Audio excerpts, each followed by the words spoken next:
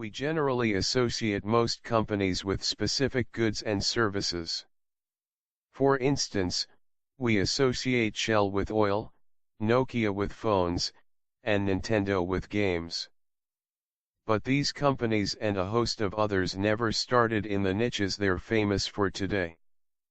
In fact, some predate their niches and only got involved due to bizarre reasons. Watch this video to find out 10 famous companies with unexpected origins. Before you proceed, subscribe to our YouTube channel Fantastic Facts for more such facts. The history of Royal Dutch Shell can be traced to 1833, when London shopkeeper Marcus Samuel started importing Oriental shells which was used for interior designing from the Far East. By 1886, the business was in the care of his children, Sam and Marcus Samuel Jr., who added rice, silk, copper, and chinaware to their imports. They also exported machines and textiles to Japan and the Far East and traded in wheat, sugar, and flour. The brothers later developed interest in the oil trade and became the first to transport oil in tankers. By transporting oil in tankers and not barrels as was common then, the duo could transport more oil at once, reduce leakages, and sell at a cheaper price. The brothers called their new oil transport company the Tank Syndicate, which they changed to Shell Transport and Trading Company in 1897. Shell Transport and Trading Company soon expanded its operation to the Far East, where it found itself in competition with the Royal Dutch Petroleum Company. Both companies remained in competition until 1903, when they partnered and formed the Asiatic Petroleum Company to compete with the bigger Standard Oil. In 1907, the Asiatic Petroleum Company became Royal Dutch Shell, with Royal Dutch owning 60% of the partnership and Shell Transport and Trading Company owning 40%. Its famous scallop shell logo belongs to Shell Transport and Trading Company, which adopted it in 1904 after switching from a mussel shell. Number 9. Samsung.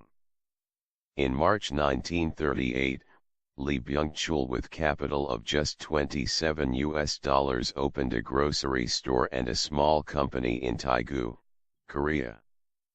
The company was called Samsung, and it focused on the importation and exportation of dried fish, vegetable, and noodles. Later on, it moved into sugar refining, insurance, security, and textiles. At one time, Samsung even owned the biggest textile mill in the whole of Korea. Samsung started making electronics in 1960, when it opened several subsidiaries that produced televisions, microwaves, telephones, telephone switchboards, fax machines, washing machines, and mobile phones. In 1987, Samsung was divided into Samsung Electronics, Shinsegae Group, CJ Group, and Hansol Group. Samsung Electronics focused on electronics, construction, engineering, and technology, while the rest were into retail, chemical, food, logistics, and entertainment. Samsung sold off some of these subsidiaries in 1993 to focus on electronics, engineering, and chemicals. Today, Samsung is a conglomerate of 80 companies that are into electronics, telecommunications, construction, shipbuilding, medicine, and finance. Number 8. Nokia. Nokia traces its history to 1865, when engineer Fredrik Idstrom opened a paper mill in Tammerkoski Rapids, Finland. 6 years later, Idstrom opened another paper mill on the banks of Finland's Nokianverta River, which inspired him to name his company Nokia AB. With time, Nokia AB went into electricity generation and was acquired by Finnish Rubber Works, which itself was acquired by Finnish Cable in 1922. The three companies operated as different entities until 1967, when they were merged to form the Nokia Corporation, which focused on producing toilet paper, car tires, rubber shoes, bicycles, and computers. Nokia started its foray into mobile phone production in 1979, when it went into partnership with Salera to form Mobira Oy. Mobira Oy's first product was the 10-kilogram Mobira Senator, which was the first ever car telephone. Nokia Corporation acquired Solera in 1984, and 3 years later, it launched the Mobira Citizen 900, the world's first mobile phone. In 1988, the Nokia Corporation was divided into 6 subsidiaries that focused on telecommunications, data, electronics, cables, machinery, and mobile phones.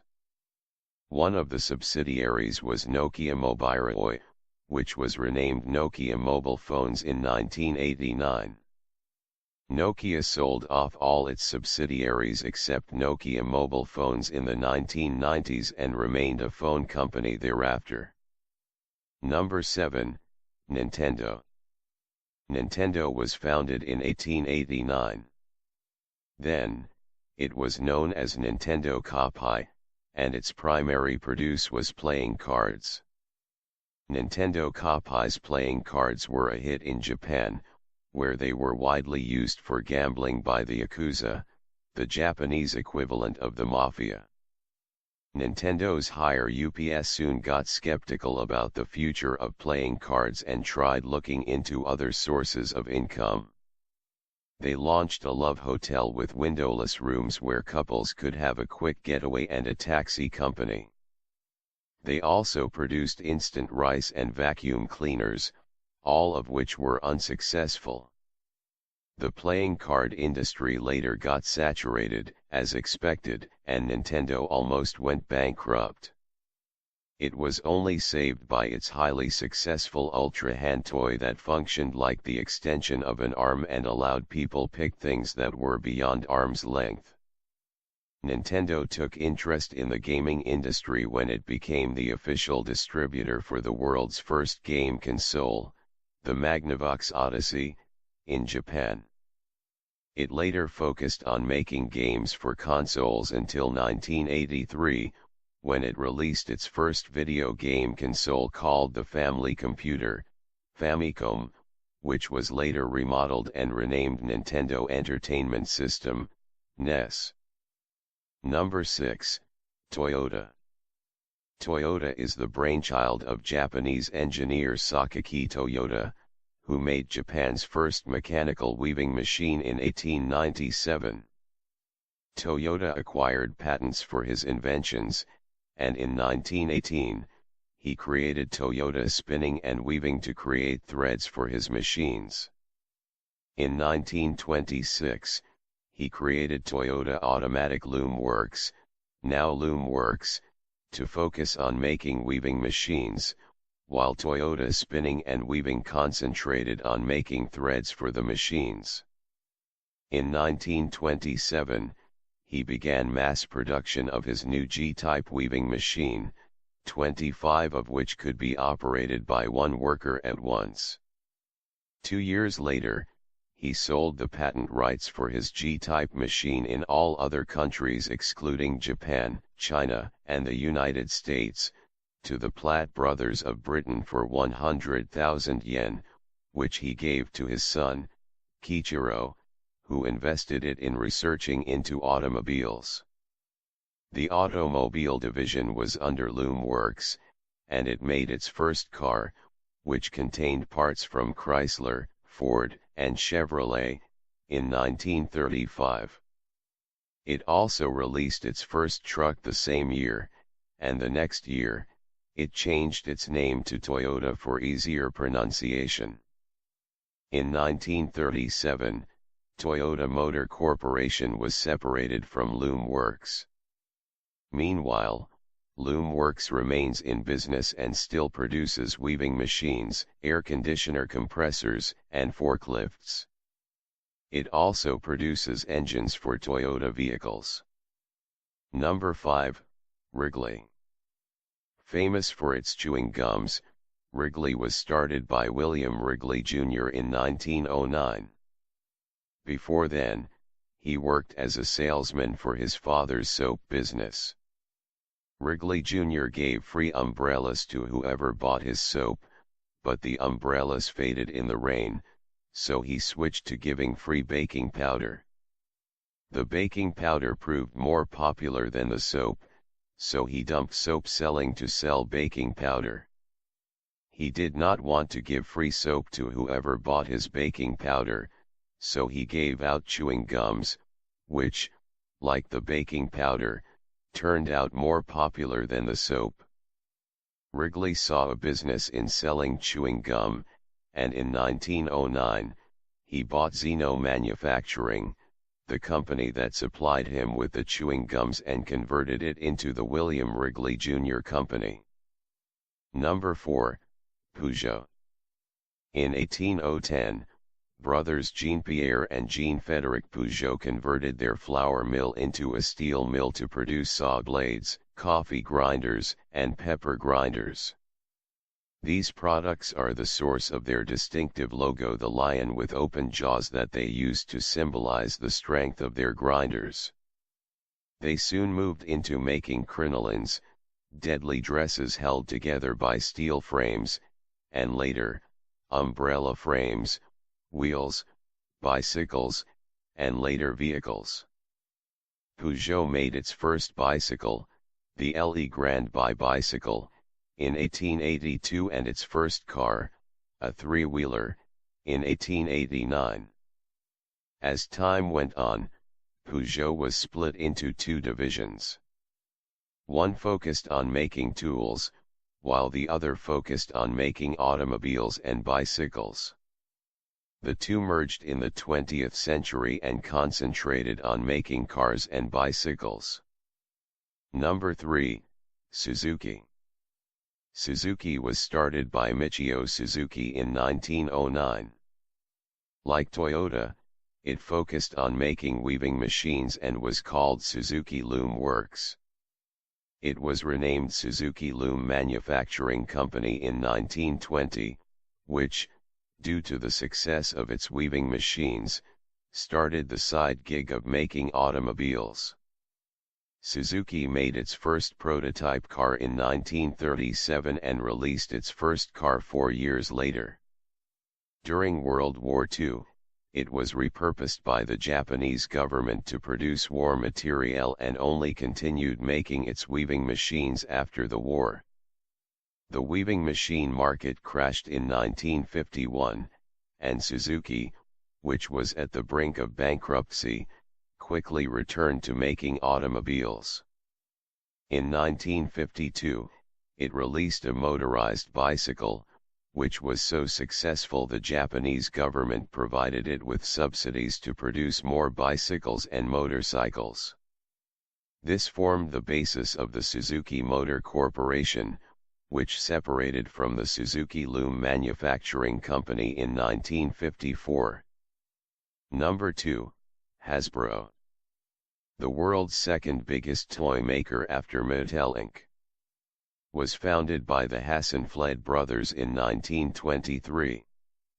The brothers called it Hassenfeld Brothers Incorporated and dealt in selling fabric leftovers. Later on, they started using the leftovers to make pencil box covers, which they sold alongside their pencils. In 1930, their suppliers increased the price of their pencils and started making pencil boxes, which they sold at a lower price. Not wanting to be thrown out of business, the Hassenfeld brothers started manufacturing their own pencils and later toys, which they considered school supplies. By 1968, they changed their name to Hasbro Industries and fragmented the company. One focused on making toys, while the other focused on making pencils. The two were always at loggerheads, most especially because the toy division got more funds than the pencil division, which brought in more profits. Hasbro also diversified into running nurseries and making cookware, but neither was profitable. So, they sold off the pencil-making division and concentrated on making toys. Number 1, 3M. In 1902, 5 entrepreneurs founded today's American conglomerate 3M in Two Harbors, Minnesota. They did not found the company to produce the over 50,000 goods it produces today. Rather, they founded it to mine corundum, which they wanted to process and sell as sandpaper. This is evident in its original name, the Minnesota Mining and Manufacturing Company, which was shortened to 3M in 2002. The entrepreneurs soon found that the supposed mineral was not corundum but a useless rock. Undeterred, they went on to import another mineral that gave them a product of lower quality. In 1905, at the verge of bankruptcy, businessmen St. Paul and Lucius Pond Ordway pumped $25,000 into the company in exchange for 60% ownership. This allowed the entrepreneurs to improve and expand their sandpaper business, and they soon delved into producing masking tape, cellophane tape, post-it notes, and floppy disks. The new businesses were a success, and today, 3M is active in several industries, including communications, office supplies, healthcare, security, and transportation. We generally